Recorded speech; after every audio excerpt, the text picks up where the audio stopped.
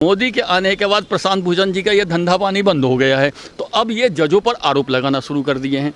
इनके माफ़ी मांगने से भी अब काम नहीं चलेगा, इनको सज़ा भुगतनी पड़ेगी। यदि ये संविधान के तहत काम करते हैं तो भारतीय संसद ने पास किया हुआ है कि पूरा कश्मीर भारत का अंग है। फिर प्रशांत भूषण ने कैसे बोला कि कश्मीर अलग है? प्रशांत भूषण जी के मामले में सुप्रीम कोर्ट में जो फैसला आया है और कोर्ट ने ये कहा है कि हम माफ़ी मांग लें कोर्ट से, जो उन्होंने विवादित बयान दिया है, तो उसमें प्रशांत भूषण जी का स्पष्ट कहना है कि मैं माफ़ी नहीं मांगूंगा। तो इसमें क्या कहेंगे आप? देखिए, प्रशांत भूषण जैसे लोग एक्चुअली ब्लैक मेलर हैं। 2014 से पहले इन लोगों ने सुप्रीम कोर्ट में ऐसा चक्रव्यूह रच दिया था कि अपने मनमाने जज के पास मुकदमा लगाते थे, मनमाना फैसला ले आते थे।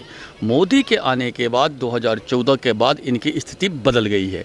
अब इनके मनमाफिक फैसले नहीं हो पा रहे हैं, इनके चुके मनमाफिक फैसले नहीं आ पा रहे हैं, इसलिए ये बौखला रहे हैं, इसलिए जजों पर अनर्गल आरोप लगा रहे हैं। आपको पता होगा 2070 के दशक में जितने प्रोफेसर की बहाली हुई थी और कुछ हद तक जजों के बहाली में भी वामपंथी गुट का हस्तक्षेप हुआ करता था, और ये वामपंथी गुट अपने मनमाने फैसले लेते थे। मनमाने इन लोगों का ऐसा चक्रव्यूह था कि किस दिन मुकदमा लगाना है कि उस फलाने जज के पास मेरा मुकदमा जाए और मनमाने तरीके से मेरा फैसला आए। 2014 के बाद ये स्थितियां बदल गई है। चूँकि यह स्थितियां बदल गई है, इसलिए प्रशांत भूषण जैसे लोग बौखला गए हैं। पहले तो ऐसा होता था, प्रशांत भूषण के पिताजी शांति भूषण जी मुकदमा करते थे और प्रशांत भूषण जी उसको जाकर के कंप्रोमाइज़ करवाते थे। दोनों का ये धंधा पानी चल रहा था। मोदी के आने के बाद प्रशांत भूषण जी का ये धंधा पानी बंद हो गया है, तो अब ये जजों पर आरोप लगाना शुरू कर दिए हैं। और यह जो मुकदमा चल रहा है, यह किसी ने मुकदमा किया नहीं है। सुप्रीम कोर्ट ने स्वतः संज्ञान लिया है कि प्रशांत भूषण जी ने जो जजों पर आरोप लगाया है वो सुप्रीम कोर्ट का मानहानि है, और चूँकि वो मानहानि है इसलिए इसमें 6 महीने का सज़ा का प्रावधान है। इनके माफ़ी मांगने से भी अब काम नहीं चलेगा, इनको सज़ा भुगतनी पड़ेगी। और मैं तो अनुरोध करता हूं सुप्रीम कोर्ट से, इस तरह के जितने व्यक्ति हैं जो 2014 के पास पगला गए हैं, बौखला गए हैं, उन सब पर मानहानि का मुकदमा चलाया जाए, सबको अंदर किया जाए। जब तक आप नहीं कीजिएगा, ये लोग देश को बदनाम करते हैं, भारतीय लोकतंत्र को बदनाम करते हैं, कहते हैं बोलने की आज़ादी नहीं है, और सबसे ज़्यादा यही बोलते हैं। यह बोलते भी हैं टीवी पे आके, और टीवी पे ही बोलते हैं कि बोलने की आज़ादी नहीं है। साहब, इससे ज़्यादा आज़ादी और कितनी चाहिए आपको? यही आमिर खान थे जो कहते थे भारत में रहने का माहौल नहीं है। आज वो तुर्की में जाकर के वहाँ के राष्ट्रपति से मिले हैं, जो कि चर्च को मस्जिद में तब्दील किया है। क्या आमिर खान ने तुर्की के राष्ट्रपति को बोला कि चर्च को आपने मस्जिद में क्यों तामील किया? नहीं बोला होगा, मैं पक्का बता रहा हूँ, नहीं बोला होगा। उन्हें संविधान की, बोलने की आज़ादी की, इन लोगों की सुविधा सिर्फ भारत में दिखती है। दूसरे देश में जाकर के इन लोगों को डर से सिट्टी पिट्टी गुम हो जाती है। तो हमने इतना वामपंथी गुट ने, चूँकि कांग्रेस के पास कोई नीति नहीं थी, कोई विचारधारा नहीं थी, तो कांग्रेस शासन काल में जितनी विचारधारात्मक कार्य थे वो वामपंथियों को सौंप दिया गया था। इसीलिए आप देखते होंगे शिक्षा में, न्यायालय में, स्कूल कॉलेज में वामपंथी गुट का कब्जा था, जो 2014 के बाद टूटना शुरू हुआ है। जब वो टूटना शुरू हुआ है तो वैसे लोग जो उस सिस्टम का फ़ायदा उठाते थे, उस सिस्टम को मजाक बनाते थे, उन्हें अब फ़ायदा उठाने पर रोक लग गई है। तो चूँकि उनके फ़ायदा उठाने पर रोक लग गई है, इसलिए ये पगला गए हैं, बौखला गए हैं और अनर्गल आरोप लगाते हैं। मैं तो उम्मीद करता हूँ कि सुप्रीम कोर्ट ने प्रशांत भूषण को दोषी करार दे दिया है। अब सिर्फ फैसला आना है।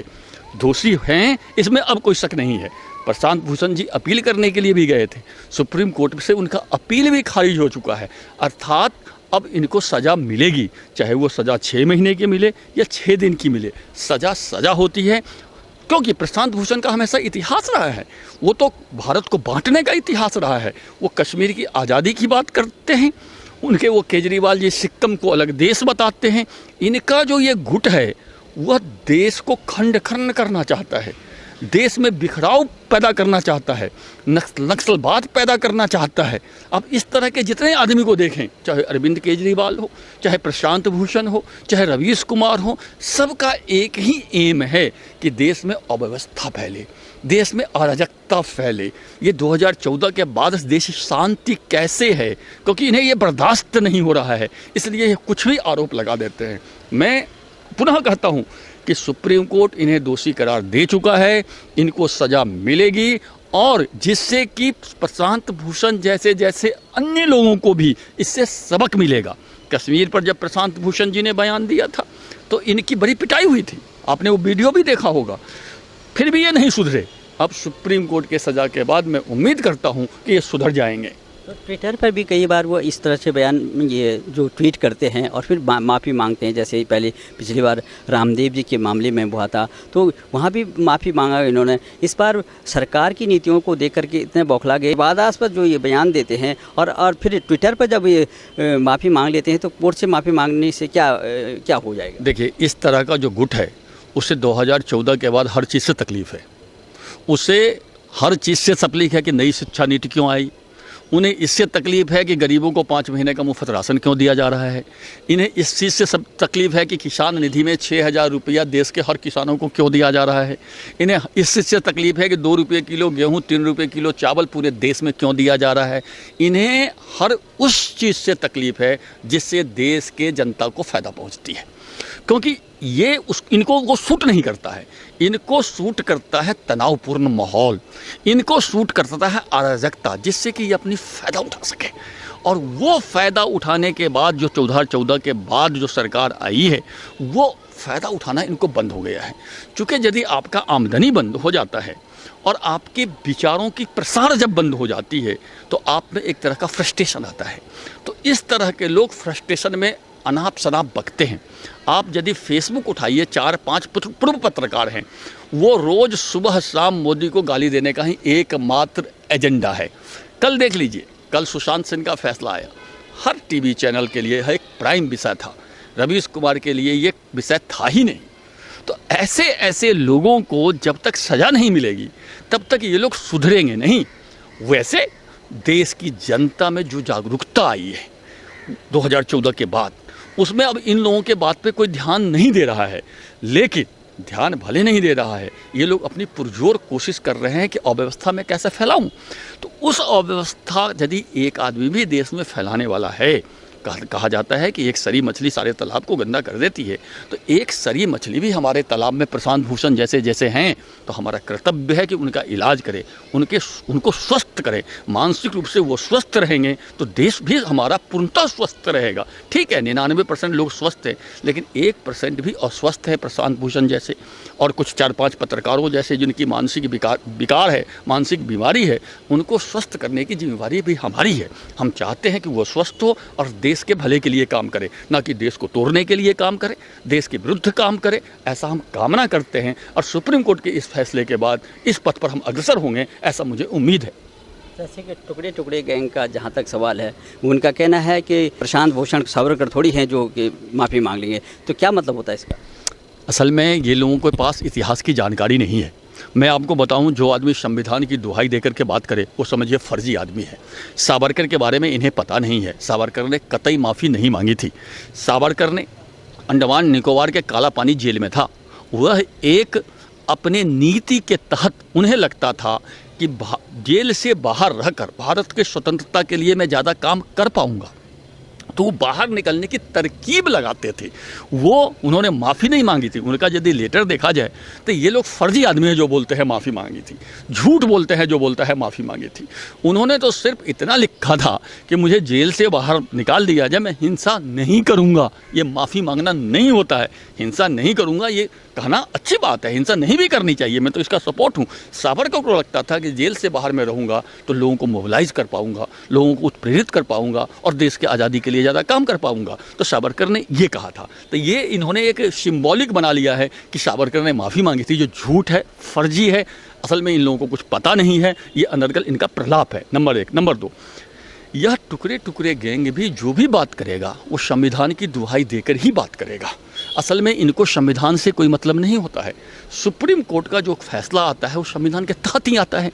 तो यदि ये संविधान की दुहाई देते हैं तो सुप्रीम कोर्ट के हर फैसले को दिल खोल के स्वागत करना चाहिए, लेकिन ये करते नहीं हैं। अर्थात ये सुप्रीम कोर्ट को या संविधान को भी अपने सुविधा अनुसार व्याख्या देते हैं और ये संविधान की ओट में छिप कर देश विरोधी कार्य करना चाहते हैं। जो कि देश की जनता इन लोगों को पहचान गई है। पहले पहचानती नहीं थी देश की जनता, देश की जनता भ्रम में पड़ जाती थी, इसलिए इनके साथ आ जाती थी। अब देश की जनता ने देख लिया है कि ये संविधान की दुहाई दे करके, सुप्रीम कोर्ट की दुहाई दे करके टुकड़े टुकड़े गैंग को आगे बढ़ाते हैं। आपने देखा होगा जेएनयू में जब टुकड़े टुकड़े के गैंग का आंदोलन हो रहा था, दीपिका पादुकोण जैसी अभिनेत्री आई थी वहाँ पर उनको प्रोत्साहित करने के लिए। बाद में पता चला कि वो आईएसआई के एक एजेंट के माध्यम से आई थी। अब बताइए, जिस देश में इतना घृणित काम ये टुकड़े टुकड़े गैंग करता हो, उस पर हम कैसे विश्वास कर सकते हैं? कतई विश्वास नहीं करेंगे। और इन लोगों को जो जनता तो सबक सिखा चुकी है, अब न्यायपालिका सबक सिखाने जा रही है, जो कि संविधान के तहत ही आता है। इसलिए संविधान की दुहाई देना इन लोगों को शोभा नहीं देता है। हमेशा ही ये संविधान के विरोधी काम करते हैं।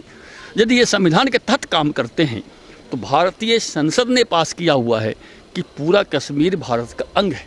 फिर प्रशांत भूषण ने कैसे बोला कि कश्मीर अलग है? केजरीवाल ने कैसे बोला कि सिक्किम एक आज़ाद देश है? इसका मतलब ये संविधान को नहीं मानते हैं।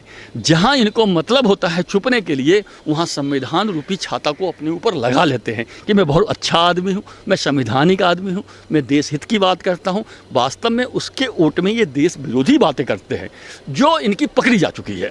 अब जनता ने इनका नब्ज पकड़ लिया है कि ये लोग फर्जी लोग हैं, ये लोग संविधान विरोधी हैं, ये लोग देश विरोधी हैं।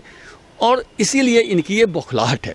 यदि किसी को कोई देश विरोधी कहता है तो पत्रकार भी पूछते हैं कि किसी को भी आप लोग देश विरोधी क्यों कह देते हैं? देश विरोधी कहने से नहीं होता, देश विरोधी कोई अपने कृत्य से होता है। यदि प्रशांत भूषण कहते हैं कि कश्मीर पाकिस्तान को दे दिया जाए तो इसे हम देश विरोधी ही कहेंगे। यदि केजरीवाल कहता है कि सिक्किम एक आज़ाद देश है तो ये एक देश विरोधी कृत्य ही है। यदि टुकड़े टुकड़े गैंग को जिन्ना वाली आज़ादी चाहिए तो ये देश विरोधी कृत्य ही है, इसलिए उसे देश विरोधी ही कहा जाएगा। लेकिन अब जो स्थिति बदल गई है, अब इन लोगों के जो चरित्र है, जो सुप्रीम कोर्ट और संविधान की ओट में छुपते थे, आप देखिएगा हर बात में ये लोग कहेंगे बाबा साहब ने संविधान दिया, बाबा साहब ने संविधान दिया। एक बात बताइए, बाबा साहब लिख के गए थे कि संविधान सिर्फ प्रशांत भूषण के लिए बना रहा हूँ? बाबा साहब ने वो संविधान हमें भी तो दे के गया, आपको भी तो दे के गया, हमारे कैमरामैन को भी तो दे के गया। तो ये लोग फर्जी बातें बोलते हैं। ये संविधान सबके लिए है और संविधान के तहत ही देश में काम हो रहा है। ये लोग संविधान विरोधी काम करना चाहते हैं, संविधान के ऊट लेकर के, जिसकी पोल पट्टी अब खुल गई है और सुप्रीम कोर्ट ने अपने इनको दोषी ठहरा करके इनको साफ नंगा कर दिया है। अब सज़ा होनी है, 2-4 दिन में सज़ा हो जाएगी, सज़ा भुगतेंगे। तो एक तरफ प्रशांत भूषण जी सरकार को घेरते हैं, सरकार को जो है सरकार की नीतियों का विरोध करते हैं, टुकड़े टुकड़े गैंग का समर्थन करते हैं। दूसरी तरफ कहते हैं कि अगर सुप्रीम कोर्ट जो है जो भी सज़ा देगी मैं उसको ये भुगतने के लिए तैयार हूँ, लेकिन माफ़ी नहीं मांगूंगा। तो आपको क्या लगता है कि क्या सज़ा होगी? ये देखिए, ये कहना कि सुप्रीम कोर्ट जो सज़ा देगी हम मानेंगे, ये कौन सी बहादुरी है? मानना ही पड़ेगा इनको। इसमें कौन सा इनका उपकार? ये जैसे ये व्यक्त कर रहे हैं जैसे ये उपकार करने जा रहे हैं। सुप्रीम कोर्ट आपको जो सज़ा देगा वो आपको मानना ही पड़ेगा, इसमें कोई उपकार नहीं है। और जहाँ तक सरकार की नीति की विरोध करने की बात है, ये कोई बड़ी बात नहीं है। सरकार का नीति का आप बिल्कुल विरोध कीजिए। आप यदि समझते हैं कि 5 महीने का सरकार ने राशन फ्री दिया है, इसका हम विरोध करना है, तो आप दूसरी बात बताइए कि नहीं जी 5 महीने का राशन नहीं फ्री देना चाहिए था, ये करना चाहिए था। नीति का विरोध करना कोई बड़ी बात नहीं है, लेकिन आप नीति की विरोध नहीं करते हैं। आपकी नीयत में खोट है, और जिसके नीयत में खोट होता है इसे जनता कभी बर्दाश्त नहीं करती। देश की अखंडता, जी, देश की एकता और अखंडता पर खोट करते हैं, चोट करते हैं आप नक्सलवादियों को सपोर्ट करते हैं। इनका तो काम ही है वैसे मुकदमा लड़ना, जो देश विरोधी कृत्य रहा है उसका मुकदमा लड़ना और उसको जमानत दिलवाना, तो ये देश विरोधी कृत्य में आता है। तो चूँकि आप देश विरोधी कृत्य करते हैं, इसीलिए आपको देश में जनता में कोई पूछ नहीं है, कोई इनको पूछता नहीं है। इन लोगों को, इस गैंग को अब कौन पूछता है? कोई नहीं पूछता है। ये लोग फर्जी गैंग हैं और इनका अकाल मृत्यु जब मैं कहता हूँ तो मरने की बात नहीं करता हूँ, इनकी विचारों की अकाल मृत्यु निकट भविष्य में तय है, जो कि आगे हो ही रही है, आप देख ही रहे हैं। अटॉर्नी जनरल हैं, उनकी तरफ से एक बयान आया है कि इस मामले में कोर्ट को जो है कुछ जो है ढिलाई बरतनी चाहिए, उनकी सज़ा में जो है थोड़ा सा जो रिलैक्सेशन देना चाहिए। तो किस ओर देखते हैं आप?